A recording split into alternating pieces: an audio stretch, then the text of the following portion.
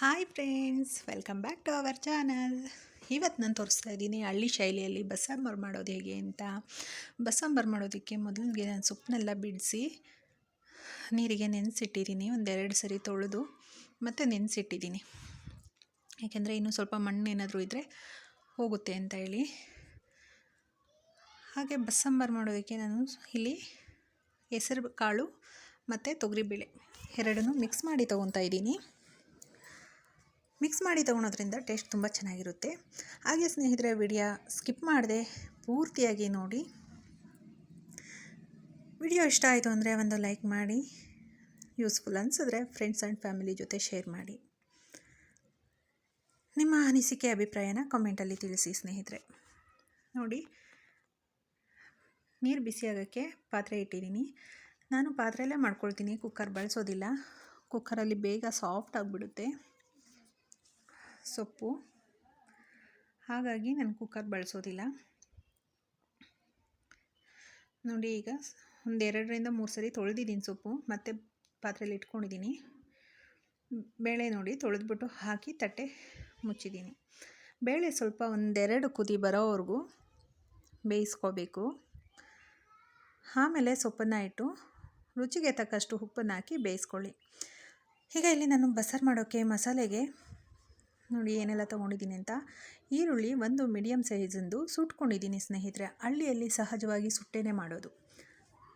ಈಗ ನಾವೆಲ್ಲ ಸಿಟಿಯಲ್ಲಿ ಎಣ್ಣೆಲಿ ಹಾಕಿ ಫ್ರೈ ಮಾಡ್ತೀವಿ. ಎಣ್ಣೆನ ತುಂಬ ಕಡಿಮೆ ಬಳಸ್ತಾರೆ, ಆರೋಗ್ಯಕ್ಕೆ ಒಳ್ಳೆಯದು ಅನ್ನೋ ದೃಷ್ಟಿಯಿಂದ. ಸುಟ್ಟಿರೋಂಥ ಈರುಳ್ಳಿ, ಬೆಳ್ಳುಳ್ಳಿ 1-2 ಬೆಳ್ಳುಳ್ಳಿ ತೊಗೊಂಡಿದ್ದೀನಿ ಮೀಡಿಯಮ್ ಸೈಜಿಂದು. ಹಾಗೆ 1 ನಿಂಬೆಹಣ್ಣು ಗಾತ್ರಷ್ಟು ಹುಣಸೆಹಣ್ಣು, ಕೊತ್ತಂಬರಿ ಸೊಪ್ಪು, 1 ಸ್ಪೂನ್ ಜೀರಿಗೆ, ಮತ್ತು ರುಬ್ಬೋದಕ್ಕೆ ಸ್ವಲ್ಪ ನಾವು ಬೇಳೆ ಸೊಪ್ಪು ಏನು ಬೇಯಿಸ್ಕೊಂಡಿದ್ದೀವಿ ಅದನ್ನು ಸ್ವಲ್ಪ ಆ್ಯಡ್ ಮಾಡ್ಕೊಳ್ಳಿ. ನಾನಿಲ್ಲಿ ಯಾವ ಕೊಬ್ಬರಿನೂ ಸಹ ಬಳಸ್ತಿಲ್ಲ. ಹಳ್ಳಿಗಳಲ್ಲಿ ಹೆಚ್ಚಾಗಿ ಕೊಬ್ಬರಿನೂ ಬಳಸಲ್ಲ, ನಿಮಗೆ ಬೇಕು ಅನಿಸಿದ್ರೆ ಹಾಕ್ಕೊಳ್ಳಿ. ರುಬ್ಕೊಂಡು ತೊಗೊಂಬಂದಿದ್ದೀನಿ. ಈಗ ನಾನು ಅದೇ ಪಾತ್ರೆಗೆ, ಯಾವ ಪಾತ್ರೆಯಲ್ಲಿ ಸೊಪ್ಪು ಬೇಯಿಸ್ಕೊಂಡಿದ್ದೆ ಅದೇ ಪಾತ್ರೆನ ಸ್ಟವ್ ಮೇಲಿಟ್ಟು 2 ಟೇಬಲ್ ಸ್ಪೂನ್ ಎಣ್ಣೆ ಹಾಕಿ ಸಾಸಿವೆ ಚಿಟಪಟ ಅಂದ ನಂತರ ಕರಿಬೇವನ್ನು ಹಾಕಿದ್ದೀನಿ. ಕರಿಬೇವು ಹಾಕಿ ಆ ನಂತರ ನಾನು ರುಬ್ಬಿಟ್ಕೊಂಡಿರುವಂಥ ಮಸಾಲೆ ಹಾಕಿದ್ದೀನಿ. ಹಾಗೆ ಇದು ನೀರನ್ನು ಸಪ್ರೇಟಾಗಿ ನಾನು ಬಳಸ್ತಾ ಇಲ್ಲ. ನಾನೇನು ಸೊಪ್ಪು ಬೇಯಿಸ್ಕೊಂಡಿದ್ದು ನೀರು ಸೋದಿಸ್ಕೊಂಡಿದ್ನಲ್ವ ಅದನ್ನೇ ಬಳಸ್ತಾ ಇದ್ದೀನಿ. ನನಗೆ ಅದೇ ನೀರು ಸಾಕಾಯಿತು. ನಿಮಗೆ ನೀರಿನ ಕ್ವಾಂಟಿಟಿ ಇನ್ನೂ ಸ್ವಲ್ಪ ಬೇಕು ಅನಿಸಿದ್ರೆ ಆ್ಯಡ್ ಮಾಡ್ಕೊಬೋದು. ನಾನಿಲ್ಲಿ ನೀರು ಹಾಕ್ತಿಲ್ಲ. ನೋಡ್ತಾ ಇದ್ದೀರಲ್ಲ ಸ್ನೇಹಿತರೆ, 1 ಕುದಿ ಬರೋವರೆಗೂ ಸಾಂಬಾರನ್ನ ಕಾಯಿಸ್ಕೊಬೇಕು ಅಷ್ಟೇ.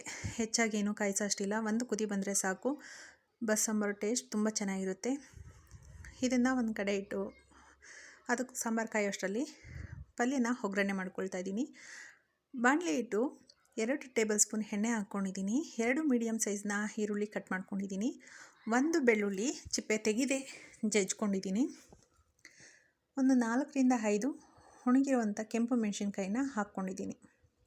ಹಾಕಿ ಚೆನ್ನಾಗಿ ಫ್ರೈ ಮಾಡೋಣ. ಈರುಳ್ಳಿ ಕಲರ್ ಸ್ವಲ್ಪ ಚೇಂಜ್ ಆಗಬೇಕು, ಅಲ್ಲಿವರೆಗೂ ಫ್ರೈ ಮಾಡ್ಕೊಳ್ಳಿ.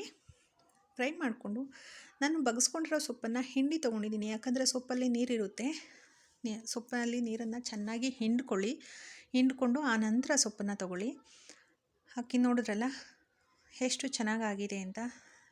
ಈ ಕಡೆಗೆ ಸಾಂಬಾರು ಸಹ ಕುದಿ ಬಂದಿದೆ. ಇಷ್ಟೇ ಸಾಕು, ಹೆಚ್ಚಾಗಿ ಕುದಿಸೋಷ್ಟು ಅವಶ್ಯಕತೆ ಇಲ್ಲ.